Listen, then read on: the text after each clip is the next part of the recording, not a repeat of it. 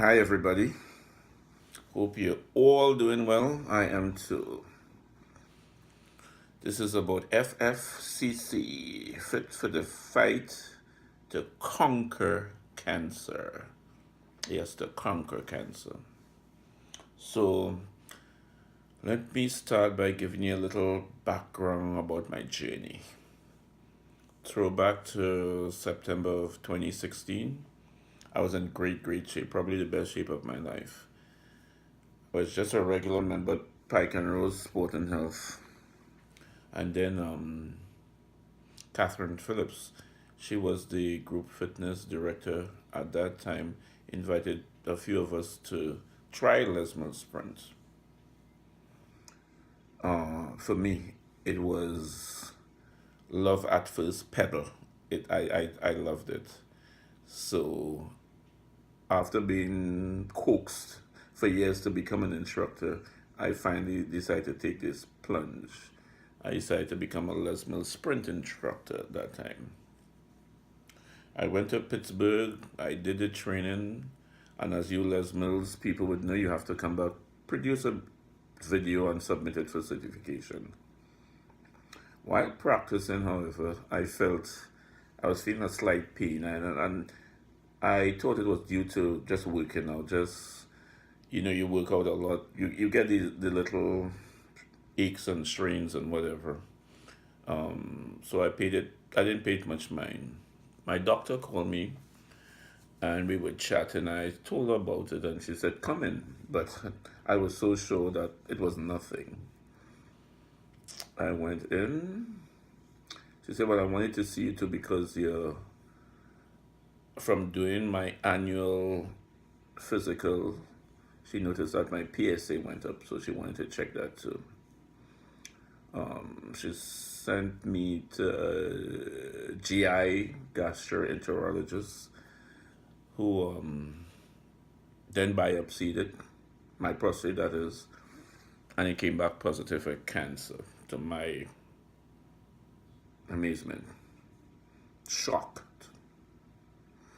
So I decided to go to a friend of mine, Kathy Malice, suggested that I go to Johns Hopkins in Baltimore because they have a 1 day very intense evaluation of prostate cancer, and that she would recommend that I do it. She knows a lot about it.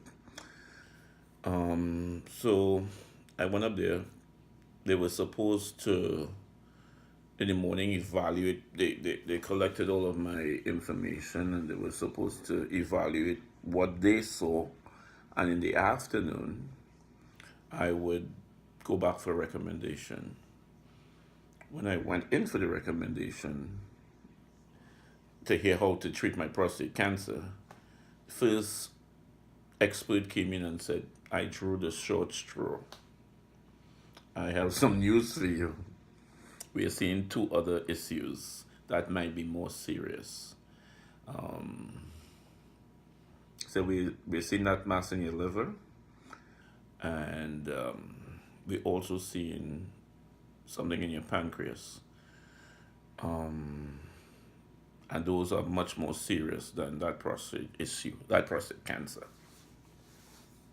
And so I made appointments to go and have both my liver and pancreas biopsied to test them to see if they were cancerous. Needless to say, they came back cancerous too. So I went up there to find out how to treat one cancer, and I came back with three. Funny at this point, really funny. I drove home laughing. I thought it was really funny. I don't know. I was in denial, I guess. Needless to say, treating these three cancers simultaneously proved to be quite challenging, but I remained positive. It turned out that I had stage 4 pancreatic cancer. I had extremely aggressive prostate cancer and and extremely aggressive prostate cancer. It was a Gleason score of 11 out of 12. That's on a scale of 1 to 12, it was an 11, very aggressive. And I had this big cancerous mass in my liver. Turned out to be quite a challenge. But I had at Johns Hopkins, I had a world renowned team of doctors and oncologists led by Dr. Lee. She studied my case, put this team together, and they came up with a plan to treat my cancer, my cancers. Throughout it all, they were always very reassuring. They thought I was really fit. They thought that is something that I could overcome, based on my physical condition, etc. So I felt good. Since then, I've had 3 rounds of chemo over a couple of months.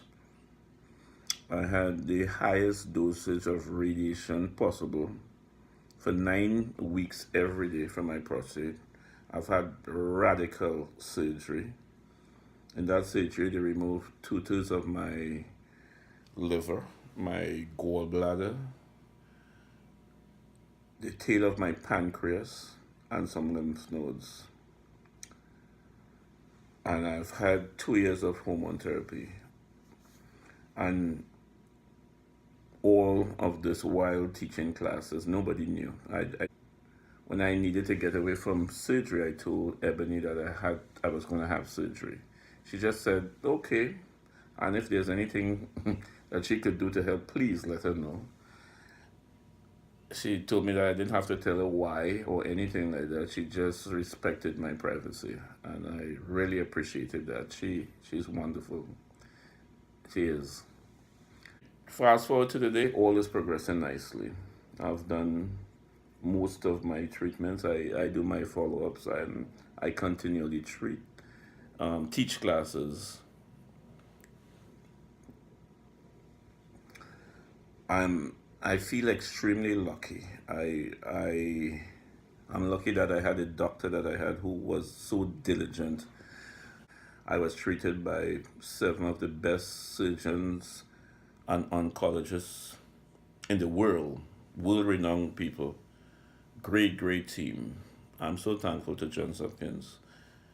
My family and friends were extremely supportive. I felt so loved. The administration at Sport and Health, Ebony and Christiana were very supportive and accommodating. I'm thankful that the facility is just 15 minutes from my house, so that made it easy. In a lot of ways, I was very lucky. I was extremely blessed. So now I want to pay it back. I mentioned to Ebony that I wanted to do that, and I left it at that. I wanted to do something at the gym to pay it back. And I guess she mentioned it to Christiana. And that was that for a while. A couple of months ago, she came back to me and said, we're going to do that. Do it, Marlon. Are you ready? And of course I was. I was very impressed. She's really good. So here we are. And so FFCC was born. We brought in Gina, who is terrific. Gina has been doing events like this, and she has been very successful. So I mean, you have somebody like her on this team, you're fine. And right now, she's doing an amazing job organizing this project. So my vision is to radically change how people approach cancer, how people approach taking care of themselves. to be ready because you could be next. They want to bring awareness, promote fitness because the surgery, the things that I've been through without my being extremely fit at the time, they would not have done it. I was very, very sure. I felt like I was chosen to do this, and because I was prepared. And so the idea is to help everyone. We don't know who's next. I'm grateful to Johns Hopkins, and so this venture is to raise funds. Cancer is coming a long way. They've done a lot of good research, and we want to support that effort. So that's why we're doing Fit for the Cure. With U.S. Fitness is taking care of the fitness aspect of it, and we want to support Johns Hopkins with their research. So my vision is to radically change everybody's approach to cancer. Radically change. We need to be ready for the battle. You don't know who's next. It might be you, might be somebody you know. So we want to be ready. We are going to conquer cancer. We want to support Johns Hopkins and their research, our local world-renowned institution. And so that's why we're raising funds for them. So let's just continue working out hard and give thanks for what we've been blessed to do. Change lives. So that the movement start. Fit for the fight to conquer cancer. Thank you, Marlon. P.S. I would be remiss if I did not mention that Ebony to me is very, very special. What I had left out was that Ebony had lost her sister to cancer while being so supportive to me. She's selfless. For that I love her. And I'm grateful to have her.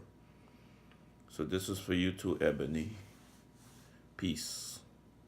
Thanks again. And while I am recording this, I noticed that my television is on.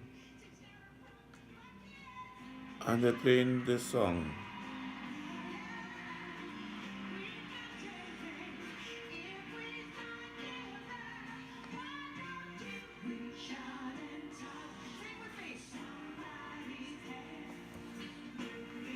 A better place if you can reach out and touch somebody's hand.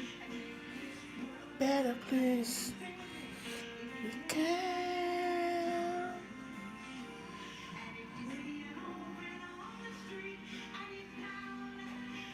Good night.